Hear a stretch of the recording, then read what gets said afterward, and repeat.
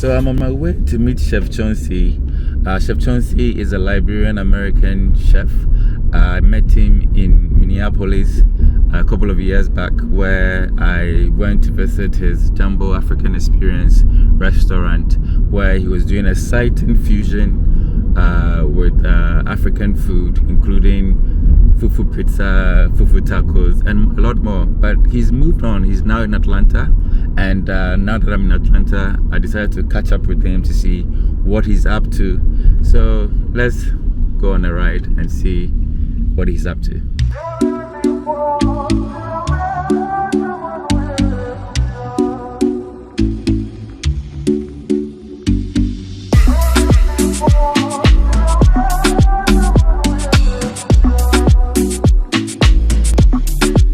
All right, Chauncey, how are you doing? I'm pretty good. Tired. Tired. I know. Yeah. I mean, the last time I met you was in Minneapolis, and I came to experience your place, and then here we are in Atlanta. What brought you here? How long was it? I think about four years ago? Years ago, yeah. Man, that's a long time. Yeah, it has been. Wow. So within that time, when you left, I think a couple of years later, COVID came. When COVID came, I mean, everything just got went chaos, and restaurants went out of business, got closed down. People don't know what to do, and I had a friend of mine who was living in Atlanta, and she knew a neutral friend. They called me up, hey chef, you know, since Minnesota had the strict rules of not opening restaurant right now, Atlanta, some reason Atlanta have no rules. There's no rules in Atlanta. Everything is available at any time. You know, COVID, people wearing masks in Atlanta, but nobody's dying. You know, in Minnesota, people were dying. So when I came down here, first time out here, me and my ex-partner, he found a spot, and he was like, you know, we want to make you our business partner and a chef and the face of the restaurant called Taste. And we were here, and we ran it for like 2 years, and you know, and it didn't work out. I went my separate way.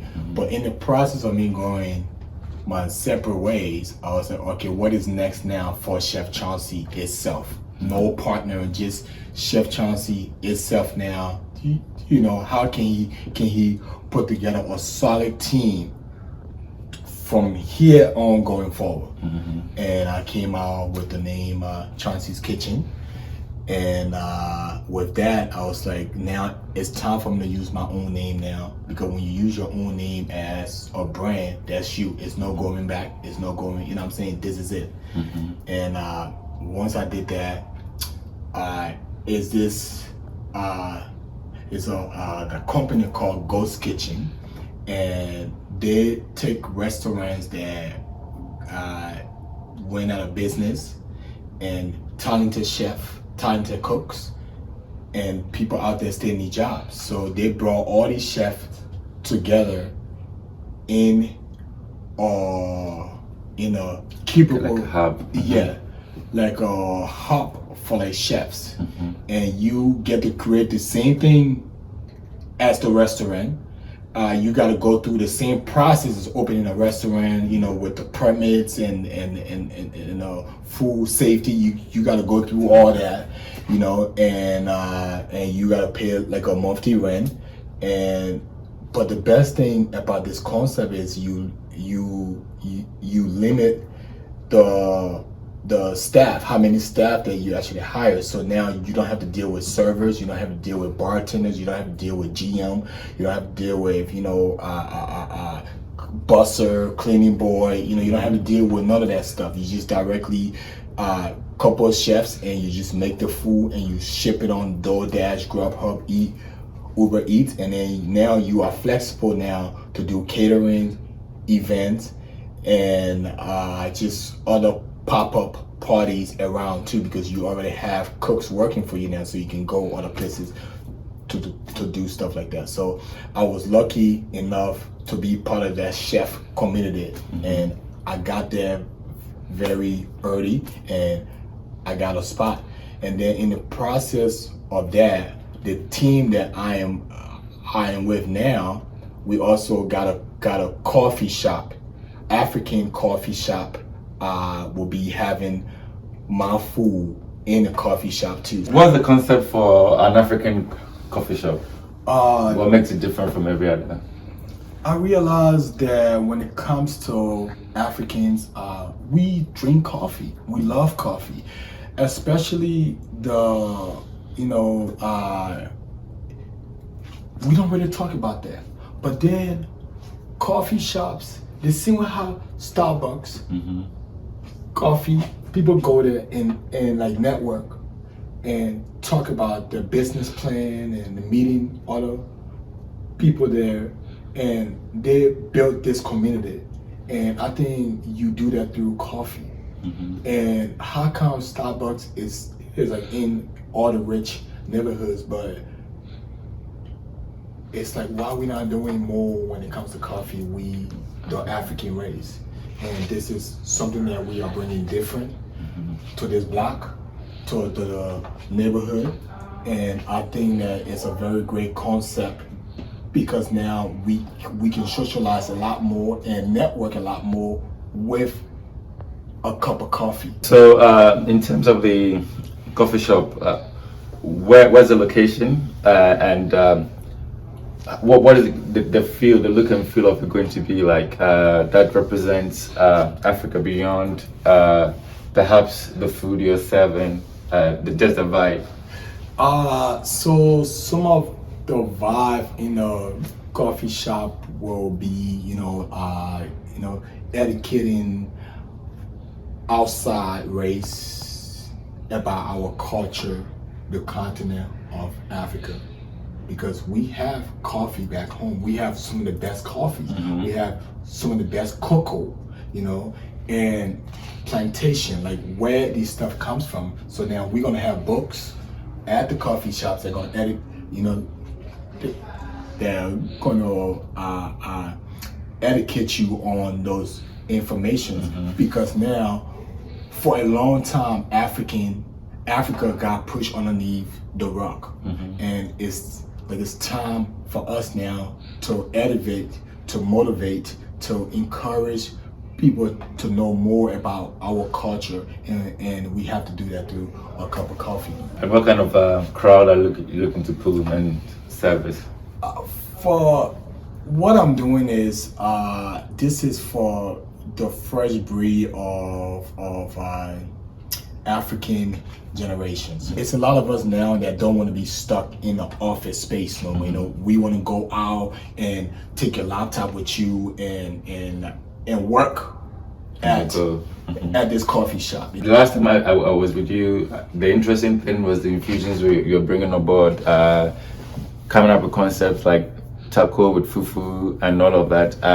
Are we still going to experience this on your menu? What is your menu going to be like? So you already know I'm the original owner of the Fufu Tacos and Fufu Pizza, and to top that off, I also have my jollof rice burrito on there too, and all those will be on my original menu, and then I'm going to add in a lot more other nationality fusion dishes from Ghana, from Nigeria, from Ivory Coast, because those are the places that I also grew up at too. So they have to have a piece of me, and so it's going to be rich with a lot more new, dishes on there.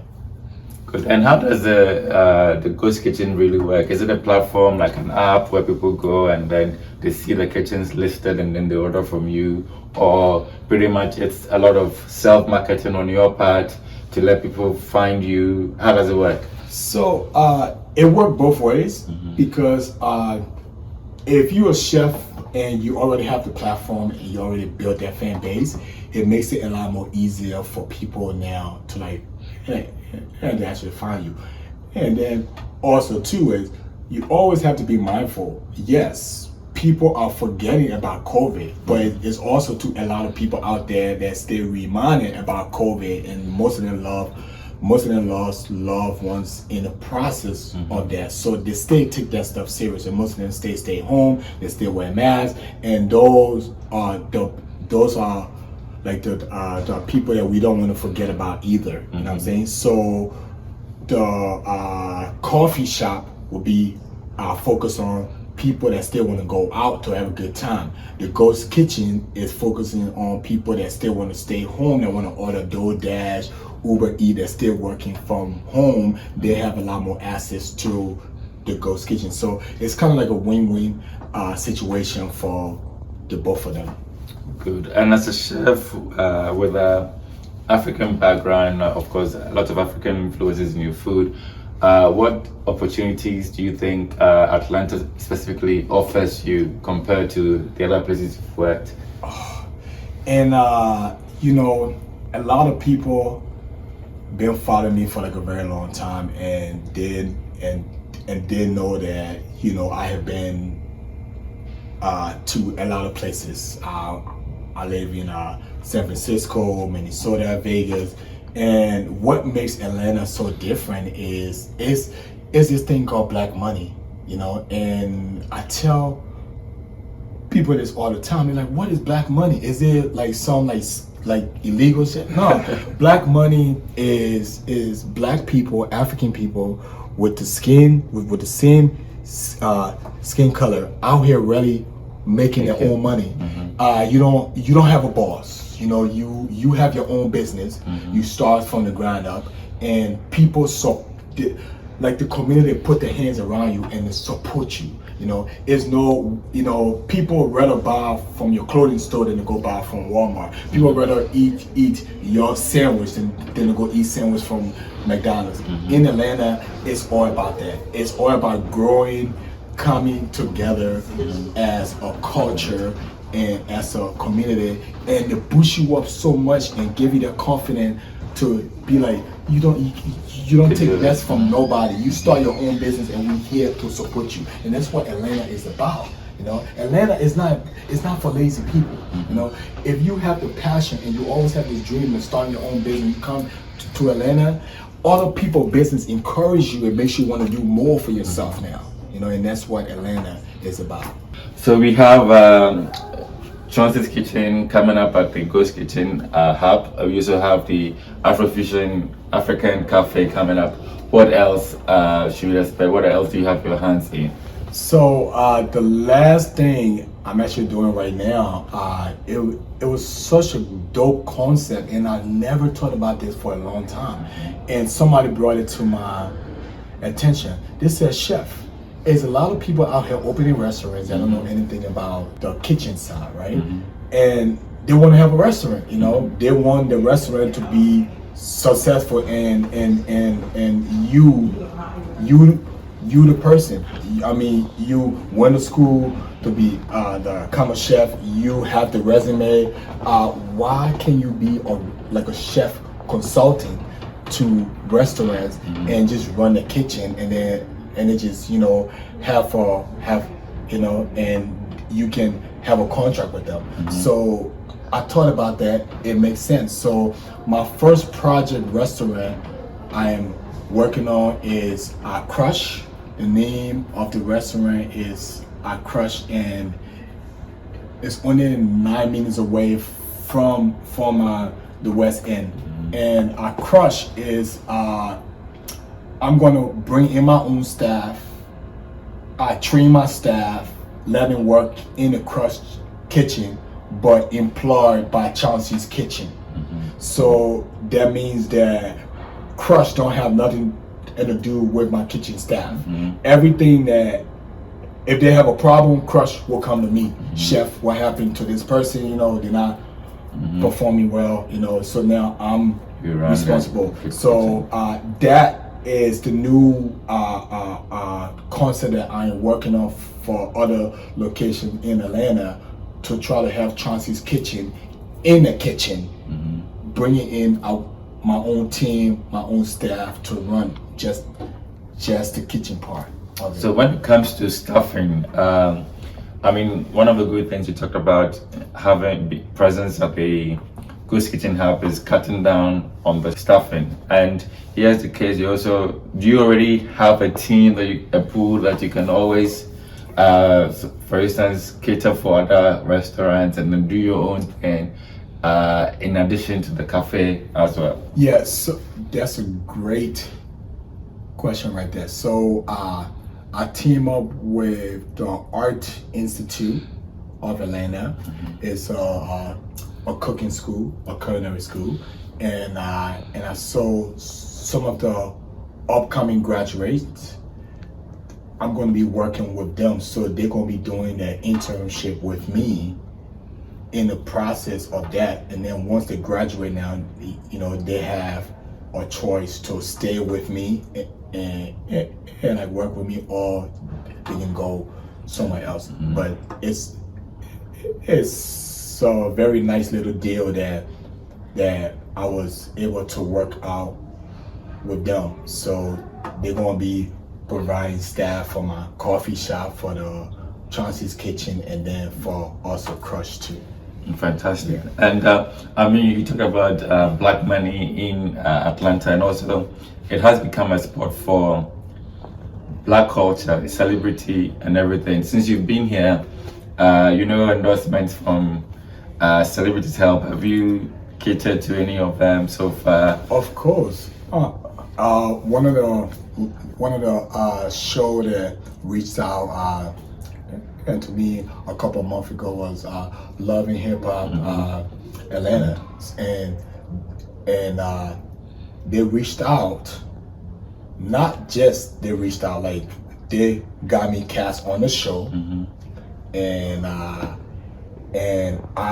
deliver the African food concept part of the show, and the name of the episode is a Love and Hip Hop Legacy. So you can actually look that up, and a couple of the cast members came at my old spot, and they tried the food. They loved it. Michael Blackson came here a couple of times, and a couple of celebrities came by too. I checked the food out just to support me. So, good. So I mean, lots of things coming up. So when do you think the kitchen is opening at the Ghost Kitchen Hub, and also when do you think fully Afro-Fusion Cafe is going to pop up? Everything next month. Next month. All 3 projects is rolling out in like next month. Amazing things coming up. I'm sure the next time I catch up with you, all these things will be rolling out, and even bigger things are going to happen. I can't wait to see what's in next for you. So thanks for having me. No problem. And I wish you all the very best. And Ghana, my people, I'm coming. I hope you guys ready to try that fufu tacos, because it's something that you never had before in your life, and I want to introduce that to my second family.